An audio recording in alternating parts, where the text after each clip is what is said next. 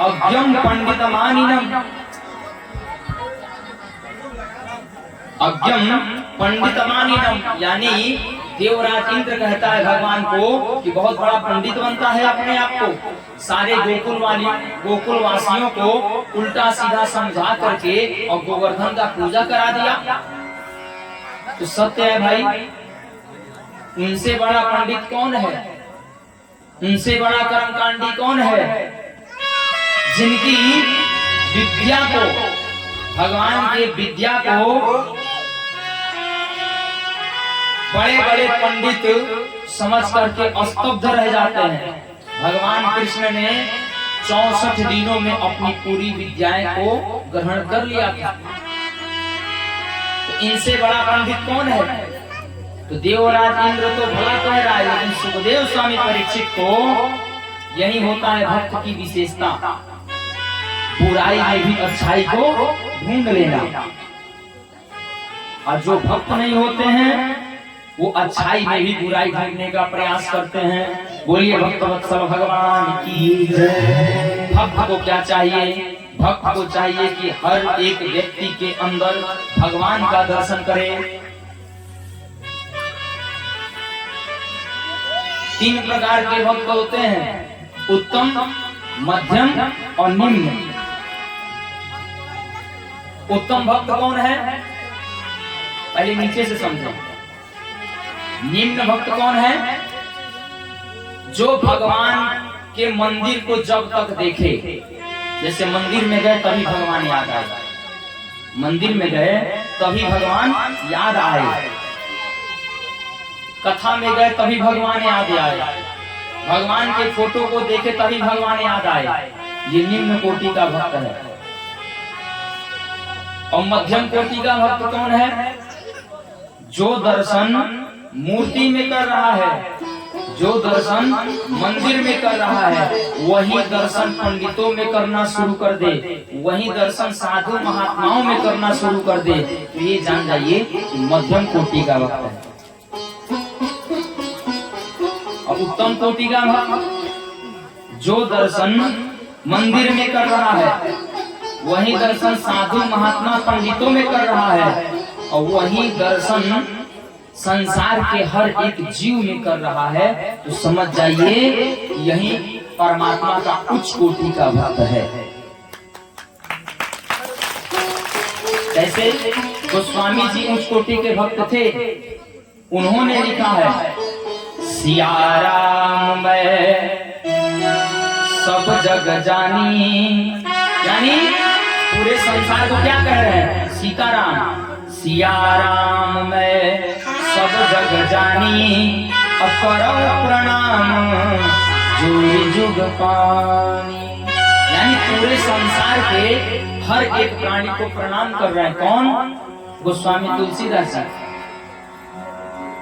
आपसे मैं एक उदाहरण दे रहा हूं, आप ध्यान से सुनिएगा उस उदाहरण को। जैसे किसी मंदिर को आपने बनवाया, किसी मंदिर को आपने बनवा दिया, 4 लोग, 10 लोग, 50 लोग इकट्ठा होकर के धन को इकट्ठा किए और उसी पैसे से आपने मंदिर बनवा दिया। अब उसमें किसी मूर्ति की स्थापना करनी है। हमें लोगों ने किसी भाई साहब ने पैसा दे करके मूर्ति मंगवा दी, और उस मूर्ति को मंगवाने के बाद में हमें लोगों में से कोई पंडित जी जाकर के उस मूर्ति में प्राण प्रतिष्ठा कर दी। सत्य है, मंदिर आपने बनवाया, मूर्ति बनाया किसने? किसी इंसान ने। मंदिर किसी इंसान ने बनवाया और किसी इंसान ने बनाया। मंदिर बनाने वाले आप, और मूर्ति को बनाने वाला भी कोई इंसान, और मूर्ति को स्थापित करने वाला भी कोई इंसान, और मंदिर में उस मूर्ति की प्राण प्रतिष्ठा करने वाला भी कोई इंसान। और जब प्राण प्रतिष्ठा हो जाता है तो उस प्राण प्रतिष्ठा वे मंदिर में पूजा की थाली सजा करके पूजा करने वाले भी आ जाते। सही है ना? मंदिर इंसान ने बनवाया, प्राण प्रतिष्ठा इंसान ने की और उसी प्रतिष्ठित मूर्ति के सामने पूजा की थाली लेकर के हम और आप ही खड़े हैं। तो जो अपने द्वारा बनाया गया मंदिर है, उस मंदिर में चप्पल पहन करके नहीं जाते, कुछ अभक्ष खा करके नहीं जाते, यानी शुद्धता का ध्यान रहता है हमको। किसमें? अपने द्वारा बनाए गए मंदिर का इतना ध्यान रहता है हमको कि कोई गलत कार्य करके उस मंदिर में नहीं जाने का प्रयास करता। लेकिन मैं आपसे एक प्रश्न पूछता हूं कि यहाँ जितनी मूर्तियां बैठी है, किस पंडित ने इस मूर्तियों के अंदर प्राण प्रतिष्ठा की? इन मूर्तियों के अंदर कोई पंडित ने प्राण प्रतिष्ठा की? नहीं की। इन मूर्तियों को कौन से इंसान ने बनाया? भगवान ने बनाया। भगवान ने बनाया क्योंकि परमात्मा का अंश ही आत्मा है, और जब तक आत्मा हमारे शरीर में है तभी तक हम जीवित हैं। जब आत्मा नहीं रहेगा तो हमारा शरीर भी किसी काम का नहीं रह जाता। चार लोग अपने ही कंधे पे रख करके ले जाके शमशान पहुंचा देते हैं। तो ये बताइए कि अपने द्वारा बनाए गए मंदिर में हम जा करके क्षमा याचना करते हैं।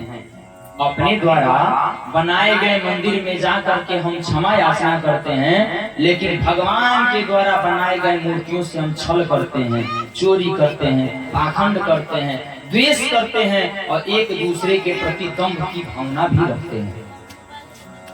तो क्या ये सत्य है?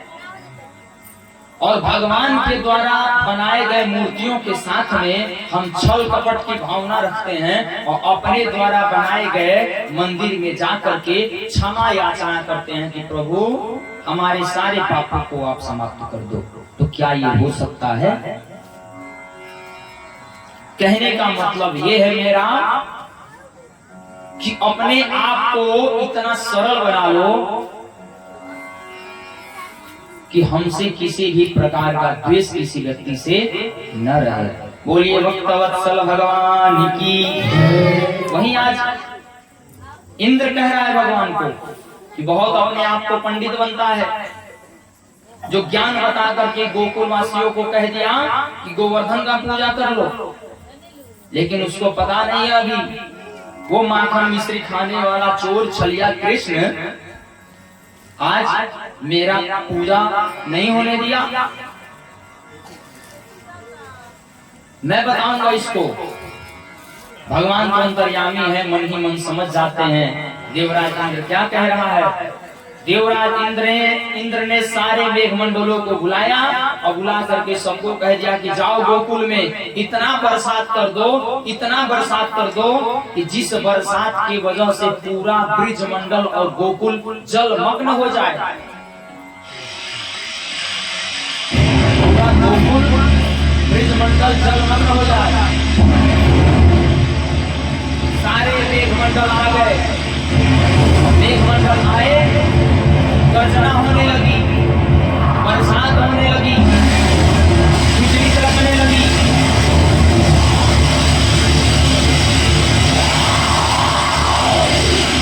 जब घनाघोर बिजली कड़कने लगी, अंधेरा सा छा गया, बरसात प्रारंभ हो गई। जानते हैं कार्तिक शुक्ल पक्ष द्वितीया के दिन सबने मिल करके गोवर्धन भगवान की पूजा की थी और तृतीया के दिन से भगवान देवराज इंद्र ने बरसात प्रारंभ कर दी। बोलिए भक्तवत्सल भगवान की। मूसलाधार बरसात होने लगी, सारा ब्रिजमंडल गोकुल जलमग्न होने लगा, जल भरने लगा। त्राहिमाम गोकुलवासी बोलने लगे।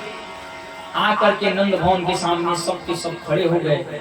नंद बाबा को कहा कि बाबा महल से बाहर निकल, आपके लड़के के कहने के वजह से हमने गोवर्धन नाथ की पूजा की थी, लेकिन आज देखो देवराज इंद्र कुपित हो गया और उसके कोप जाने की वजह से हमारा ब्रिजमंडल जल से भर गया है। अब हम सब रहे कहाँ?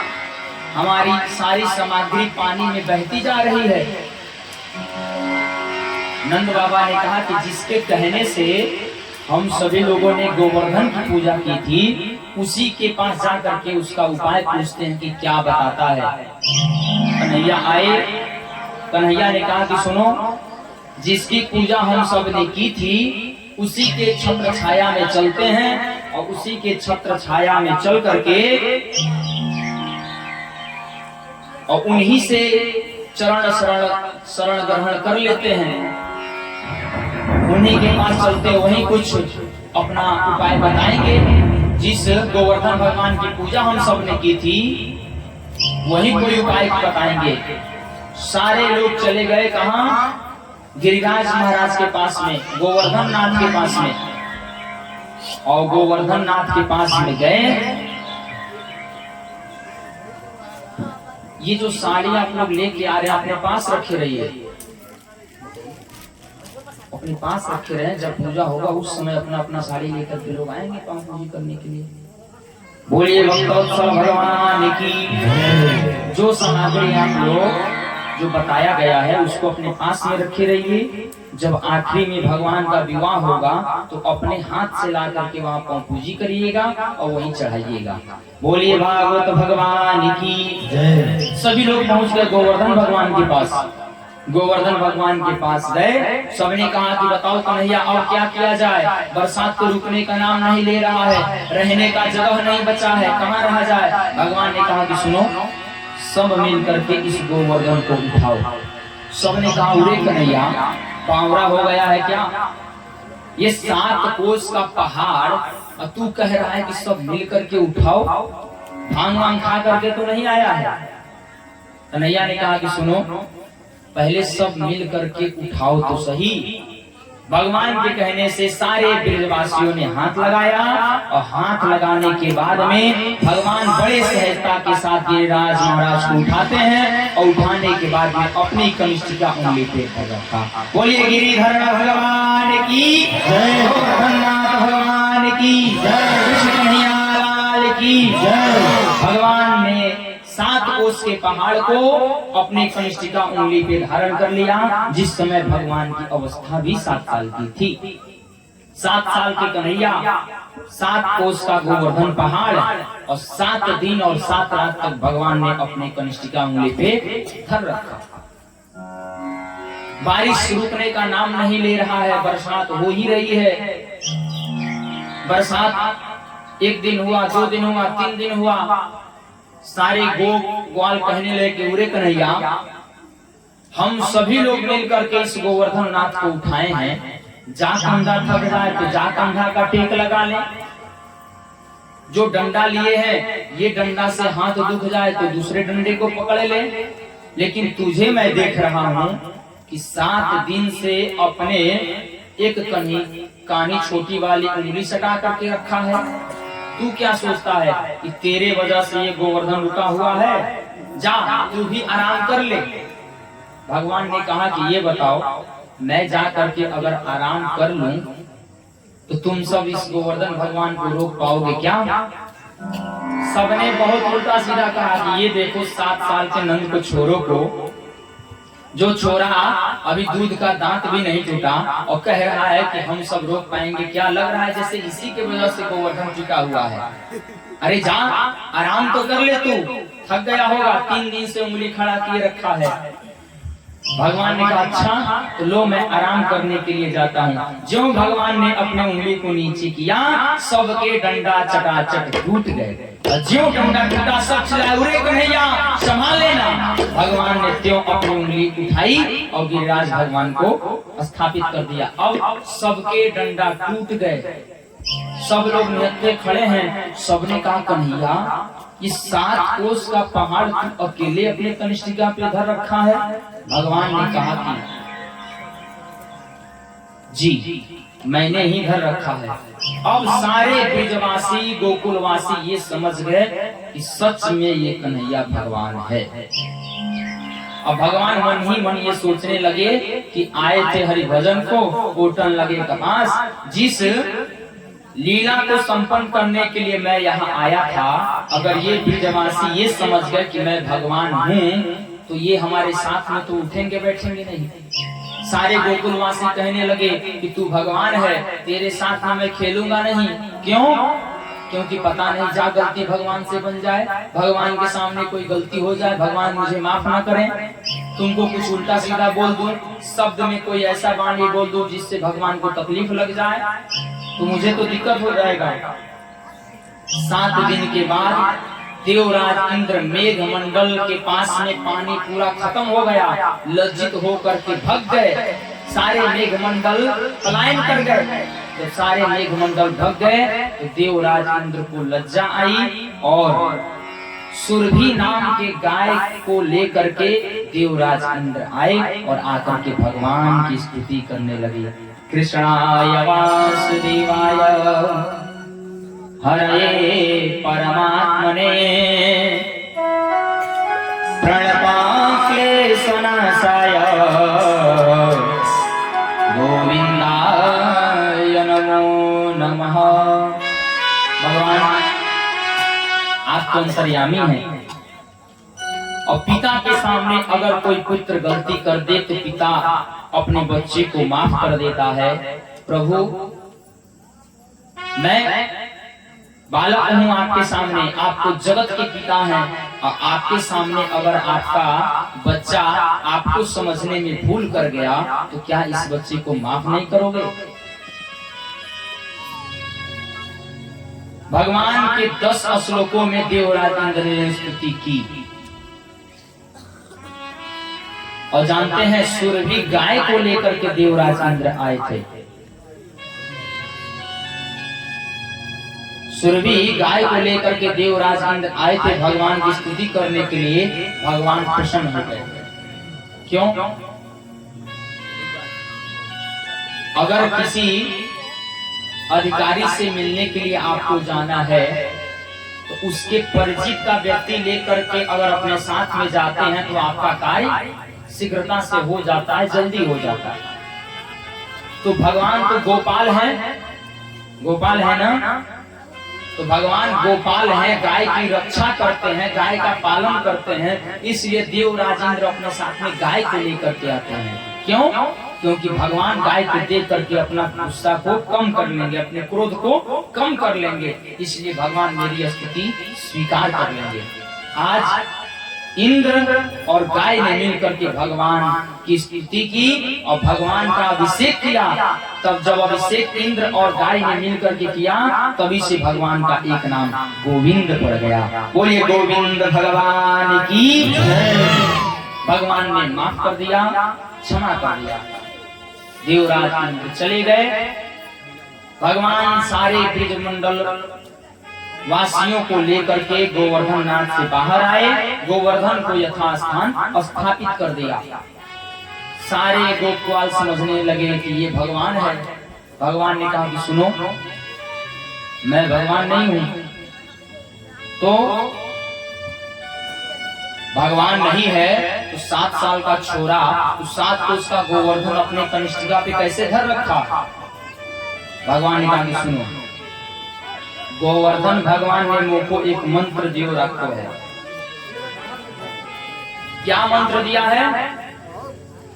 गोवर्धन भगवान ने एक मुझे मंत्र दिया है कि मेरे सामने जो भी व्यक्ति मेरे सामने आएगा उसका आधा बल मुझे मिल जाएगा, उसकी आधा ताकत मुझे मिल जाएगी। सब गोकुलवासी कहे वो अब तो मैं समझा। क्या? पहले माखन चुराता था, मिश्री चुराता था, अब बल भी चुराना शुरू कर दिया। पूरे कन्हैया कितना बड़ा दुष्ट है रे तू। अब तू बल को भी चुराने लगा, कितना बड़ा चोर हो गया। भगवान को कहते हैं कि मैं तो ब्रह्मांड का चोर हूँ, मुझसे बड़ा तो कोई चोर ही नहीं है। सबने कहा कि जा बात है, ये बल चुरा करके हमारी ताकत को चुरा करके इसने गोवर्धन को उठा लिया, तभी तो मैं कहूँ कि मेरा हाथ में ताकत क्यों नहीं हो रहा, इतना कमजोर मैं क्यों हो रहा हूँ। खा तो रहा था लेकिन कमजोर हो गया था। ये पूरा ताकत मेरा चुरा ले रहा है, तो मेरे पास कहां से ताकत बचेगी? भगवान कहते हैं सुनो, कछु माखन को बल बढ़ो, तछु गोपन करी सहाय।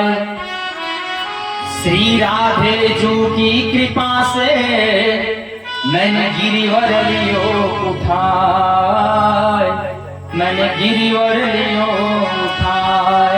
यानी कि राधे रानी की कृपा से मैंने 7 कोस का गोवर्धन उठा लिया था। बोले गिरिराज भगवान की, कृष्ण कन्हैया लाल की। अब एक प्रश्न और उठता है यहाँ, एक प्रश्न और उठता है जो हमारे लिए अति आवश्यक है जानना। क्या?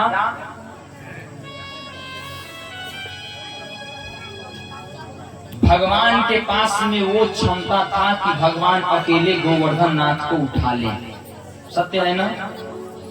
भगवान कृष्ण के पास में वो क्षमता था कि कृष्ण किसी को हाथ लगवाए बिना अकेले गोवर्धन नाथ को उठा करके और उसकी सन्निधि सारे गोकुलवासियों को दे सकते थे। लेकिन भगवान ने ऐसा किया क्यों नहीं? राम जी के पास में वो क्षमता था कि वो समुद्र पे बानरों के बिना सहायता किए हुए, बानरों से बिना सहायता लिए हुए और पुल बना सकते थे। क्यों? क्योंकि राम जी के लिए कहा जाता है कि राम जी के एक एक रोवों में कई ब्रह्मांड रहते थे।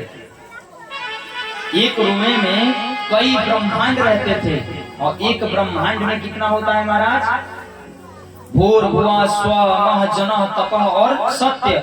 और नीचे अतल वितल सुतल तलातल रसातल महातल और पाताल। यानी कि 7 लोक नीचे और 7 लोक ऊपर, 14 लोकों का एक ब्रह्मांड होता है। तो राम जी के रोम में कई ब्रह्मांड थे, लेकिन राम जी ने बानरों को ही क्यों आदेश दिया कि आप लोग पुल बांधो? और यहाँ भगवान अकेले गोवर्धन को उठा सकते थे, तो भगवान ने अकेले ही क्यों नहीं उठा लिया? सबको सहायता करने के लिए क्यों कहा? यही होता है कर्म और भाग्य। गोस्वामी तुलसीदास जी ने लिखा है क्या? कर्म प्रधान विश्व करी राखा, कर्म प्रधान विश्व करी राखा, कर्म प्रधान विश्व करी राखा, कर्म प्रधान विश्व करी राखा।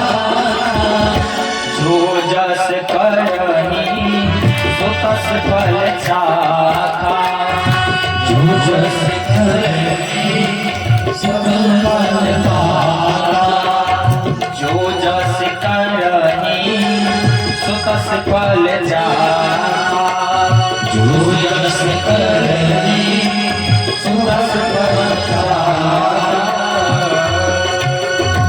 भगवान ने कर्म करने के लिए सबको कहा, प्रेरित किया कि सभी लोग मिल करके और मुझे सहायता करो। क्यों? सब अपना अपना कर्म करो। इसलिए गोस्वामी जी ने लिखा है कि कर्म प्रधान विश्व करी राखा, कर्म तो पहले करो। और भगवान कहते हैं कि तुम कर्म करना शुरू करो, आगे तो बढ़ाने का काम मेरा है। अगर आप कोई काम मत करो, हाथ पे हाथ रख करके बैठे रहो और ये सोचो कि भगवान तो सब कर ही देगा, तो भी ये कार्य होने वाला नहीं है। कर्मशील बनो।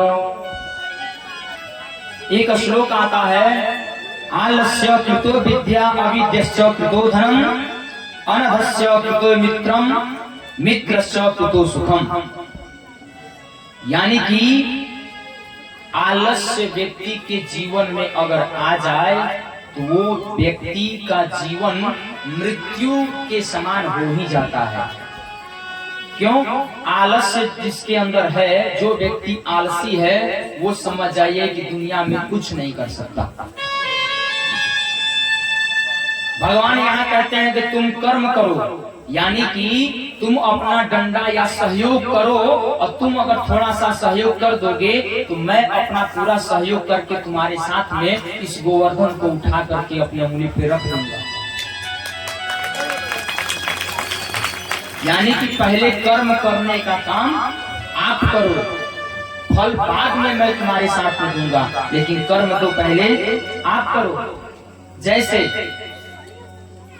आपके पास में खेत है, सबके पास में खेत है, सभी लोग क्षेत्रपाल देवता के नाम पे 5 किलो 10 किलो गेहूं लेकर के जाते हैं, हम बो देते हैं, क्षेत्रपाल देवता को दे आते हैं। पहले हमने क्या किया? कर्म किया। हमने क्या किया? पहले कर्म किया, पहले परिश्रम किया। पहले अगर हम लाभ सोचते तो पहले कर्म नहीं करते, लेकिन हमने क्या किया? पहले कर्म किया। खेत में 5 किलो गेहूं ले जा करके हमने क्षेत्रपाल देवता भगवान के भरोसे हमने उस गेहूं को बो दिया, ठीक है। लेकिन हमने जब कर्म किया था तो वो 5 किलो गेहूं हमारे घर में 5 कुंटल का अनाज आकर के घर में तैयार हो गया, रख दिया गया। क्यों? क्योंकि हमने कर्म तो किया था, 5 ही किलो क्षेत्रपाल देवता को दिया था, लेकिन भगवान ने मुझे 5 कुंटल क्यों दिया? क्योंकि आपने पहला काम कर्म किया। जब आपका कर्म रहेगा, आपका परिश्रम रहेगा, तब भगवान आपकी सहायता करेंगे। अगर आपके पास कर्म नहीं रहेगा तो भगवान भी आपकी मदद नहीं करेंगे। पहले कर्म करिए, कर्म निष्ठ बनिए। कोई विद्यार्थी पंडित जी के पास पहुंच जाए और पंडित जी उसके हस्त को देख करके योग बता दें कि हाँ भैया आप मैट्रिक के एग्जाम में पास हो जाओगे, और वो विद्यार्थी पढ़े ही ना या एग्जाम देने ही न जाए, पंडित जी के कहे अनुसार रह जाए घर पे, तो क्या वो पास हो सकता है? नहीं। पहले वो कर्म तो करे, वो कर्म करेगा तब उसको फल मिलेगी। इसलिए भगवान कहते हैं कि मेरे लिए तुम 1 कदम तो बढ़ाओ, तुम्हारे लिए मैं 100 कदम बढ़ा दूंगा। बोलिए भक्तवत्सल भगवान की जय। यानी आलस्य कृतो विद्या, आलसी व्यक्ति के जीवन में कभी विद्या की प्राप्ति नहीं होती। जो विद्यार्थी पढ़ने के उम्र में सोता रहेगा तो क्या उसको विद्या मिलेगी? नहीं मिलेगी। अविद्यस्य कुतो धनम, और अविद्या नहीं रहेगी तो उसके पास में धन का आगमन भी नहीं हो पाएगा। धनश्च कुतो मित्रम, और आजकल महाराज धन है तो 50 मित्र हैं आपके, और धन नहीं है तो कोई साथी नहीं है। इसीलिए भगवान ने सबको कर्म करवाया। राम जी ने सब वानरों से कर्म की। राम जी ने कहा कि तुम लोग कर्म करो, यानी कि पुल कर्म के समान है और पिल्हड़ कृपा का समान है। पुल में बिना पिल्हड़ का पुल नहीं बन सकता, लेकिन जब सेतु बांधा गया उसमें कोई खंबा नहीं लगा। क्यों? क्योंकि भगवान की कृपा थी, और भगवान खंबे के समान में होते हैं और पुल कर्म के समान में होता है। बोलिए भक्तवत्सल भगवान की। जब हम कर्म करेंगे तब भगवान की कृपा होगी, अगर हम कर्म नहीं करेंगे तो भगवान की कृपा नहीं होगी। और आलसी व्यक्ति को कर्महीन बना देता, इसलिए आलस्य नहीं करना चाहिए। लेकिन आपसे क्या बताऊं, इस ग्राम में इस कथा का आयोजन नवयुवक वर्ग ने किया था। शुरुआत नवयुवक वर्ग ने सोचा था कि ये कार्यक्रम होना चाहिए, लेकिन हमारे गांव के ऐसे आलसी नवयुवक वर्ग है कि महाराज आगे तो चला दिया, लेकिन आज 6 दिन कथा बीत गया है। कलश यात्रा के दिन के बाद में कोई वॉलंटियर यहाँ आकर के देखा नहीं कि यहाँ क्या होना है। जिसके कंधों पे ये जिम्मेदारी पड़ी, अब कहने का मतलब ये है कि समाज में जिस व्यक्ति का पद है, प्रतिष्ठा है, वो व्यक्ति तो समाज को लेकर के चलेगा ही चलेगा। मैं ये आलस्य कृतो विद्या, मैं आलसीपना का बात अपने गांव के या दूसरे गांव के या यहाँ उपस्थित नवयुवकों को देना चाहता हूँ कि अगर अपने जीवन में आलसीपना रखोगे तो भविष्य में कभी आगे नहीं बढ़ पाओगे। अपने जीवन से आलसीपना को समाप्त कर दो। चाहे वो विद्या के क्षेत्र में हो, चाहे वो धन के क्षेत्र में हो, चाहे वो धर्म के क्षेत्र में हो, चाहे वो कर्म के क्षेत्र में हो, सबने मिलकर के इस कथा का आयोजन किया था। लेकिन महाराज ऐसा लगता है कि यही घर वाले ठेका लिए, इन्हीं के दरवाजे पे कथा हो रहा है तो यही देखें सब। जितने नवयुवक वर्ग है, वॉलंटियर हैं, केवल शाम को प्रसाद लेने के लिए कथा में आ जाएंगे और सुबह कहीं घूमते फिरते हिलाते अपना जीट झाड़ करके दिखाने के लिए 2 मिनट के लिए आ जाएंगे। लेकिन यहाँ देखने के लिए कोई नहीं आ रहा है कि प्रसाद बांटना है, 4 लोगों की आवश्यकता है, 4 लोगों को बैठाना है, या पूजन में क्या चीज की आवश्यकता लगी, या कोई सामग्री मार्केट से लाना है, उनको कुछ करना नहीं है। यज्ञ कर्म क्रिया जो है वो केवल पैसे से नहीं होता। यज्ञ में सबसे अधिक अगर परिश्रम लगता है तो शरीर से लगता है। आप लोग जहाँ जिस स्थान पे बैठे हैं, अगर यहाँ झाड़ू न लगा होता तो क्या आपको बैठने का मन करता? नहीं करता। आप लोग बताइए, मैं आप लोगों से पूछ रहा हूँ, यहाँ अगर झाड़ू न लगी होती, ये पल्ली न बिछी होती तो क्या आप लोगों को बैठने का मन करता? लेकिन कोई नवयुवक आकर के पहले ये नहीं कहता है कि लाओ हम सफाई कर दें, लोग बैठेंगे उससे मुझे पुण्य मिलेगा।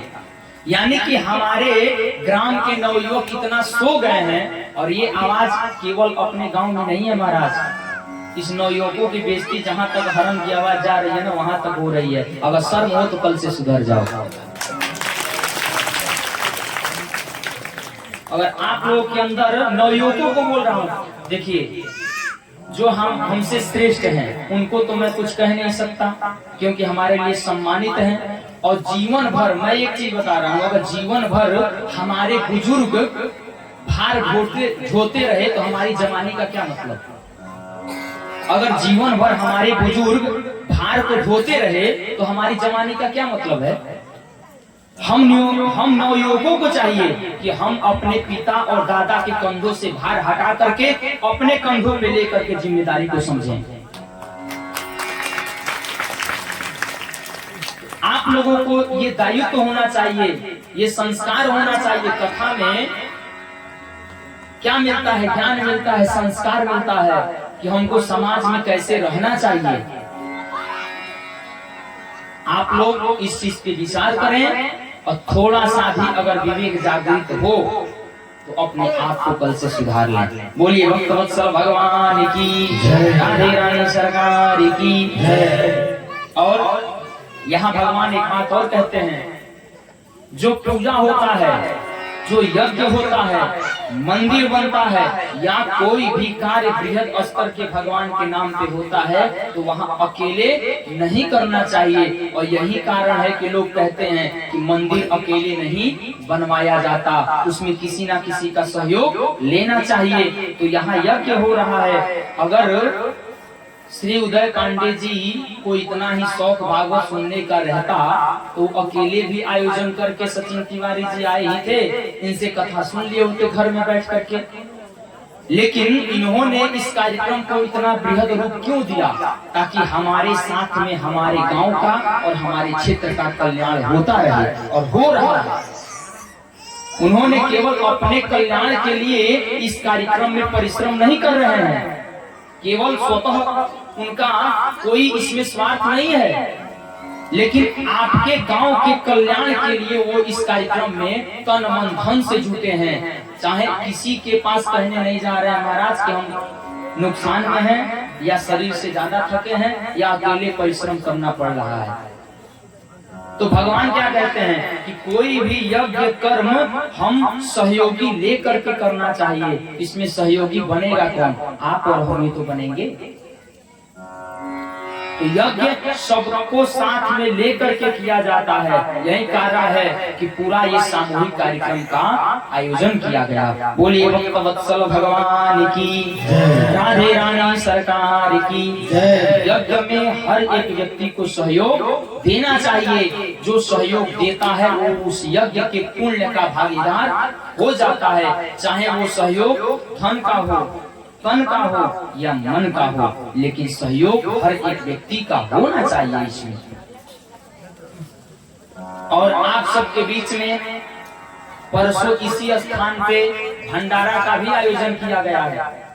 हम सभी लोग जहाँ भी यज्ञ करने जाते हैं, पूजा पाठ करने के लिए जाते हैं, तो वहाँ भंडारा के नाम पे लोग कोई ला करके टीना रिफाइंड दे जाता है, कोई आटा दे जाता है, कोई चीनी दे जाता है। भैया जितना है मेरे पास उतना ही ले लो, भंडारा करना है, जितना ही है उतना ले लो, ताकि मेरे द्वारा दिए हुए सामग्री का उपयोग प्रसाद में हो। और जब प्रसाद में होगा तो आपके घर वाले केवल नहीं पाएंगे, 4 गांव दूसरे लोग भी अगर प्रसाद पाने के लिए आते हैं तो उनको भी ये प्रसाद मिल जाएगा। और अपने द्वारा जो दान किया गया उसका उपयोग सत्कर्म के लिए हो रहा है। किस लिए हो रहा है? सत्कर्म के लिए हो रहा है। इसलिए भंडारे में सारे लोग दान करते हैं, कोई आटा का, कोई रिफाइंड का, कोई चावल का, कोई तेल का, कोई सब्जी दे दिया, मतलब जिसके पास जो है वही दे देता है। और यहाँ तो 6 दिन बीत गया, लेकिन भंडारा के नाम पे हम कह रहे हैं कि एक आलू का दाना भी नहीं होगा। बोलिए भक्तवत्सल भगवान की जय। और आपसे एक बात बताऊं, एक बहुत बड़ा डाकू था, एक बहुत बड़ा डाकू था। वो अपने जीवन में किसी भी मनुष्य को मारने के लिए 1 मिनट का भी देरी नहीं करता था। वो किसी को मारने में संकोच करता ही नहीं था। किसी को किसी भी समय उससे धन लेना है तो मार देता था, उससे धन ले लेता था। बहुत खराब काम था उसका। और उसके जीवन में 60 मर्डर हो चुके थे, 60 मौत वो कर दिया था। 60 व्यक्ति को शमशान पहुंचाने के बाद उस व्यक्ति को वैराग्य हो गया। वो व्यक्ति बैरागी हो गया। उसके मन के अंदर एक जिज्ञासा हुई कि ये सब गलत काम है, इसको करने से हमको कुछ मिलने वाला नहीं है, इसीलिए मैं इसको आज से और अभी से छोड़ देता हूँ और मैं जो पाप किया था उस पाप को धोने का प्रयास करता हूँ। तो वो चला गया एक महात्मा जी के कुटी पे, और महात्मा जी के कुटी पे जैसे गया तो वहां जाने के बाद उस व्यक्ति को बाबा ने देखा कि वो व्यक्ति आ रहा है, तो आंख बंद करके तपस्या करने लगे कि 60 मर्डर तो कर दिया है, हो सकता है कि मेरा भी वही करने के लिए आ रहा है। अब जहां जाता सारे लोग हटा देते, भैया उससे भगे रहते थे क्योंकि उसका नाम खराब था, सबको मारता था। आज बैरागी हो गया है तो क्या हुआ, पहले तो वही कर्म था उसका, सारे लोग डर के भग जाते थे। एक बाबा के पास में पहुंचा। अब बाबा बेचारे थरथराते हुए कांपते हुए वो धमकी दिया कि अगर बाबा मेरा बात नहीं सुनोगे ना तो ये हाथ हथियार छोड़े हैं, चलाना नहीं भूले हैं। बाबा ने कहा कि बच्चा बताओ क्या बात है। उसने कहा कि सुनो, आज तक जीवन में मैंने 60 मनुष्यों को मार दिया है, इसके प्रायश्चित का कोई उपाय है तो बताओ। लेकिन हाँ, शर्त एक और भी है। क्या? कोई कठिन प्रायश्चित मत बताना। अब बाबा करें तो क्या करें? कहा कठिन प्रायश्चित मत बताना, बहुत सूक्ष्म सा आसान सा कोई। बोलिए भक्तवत्सल भगवान की जय। हरे राम राम राम सीता राम राम राम, हरे राम राम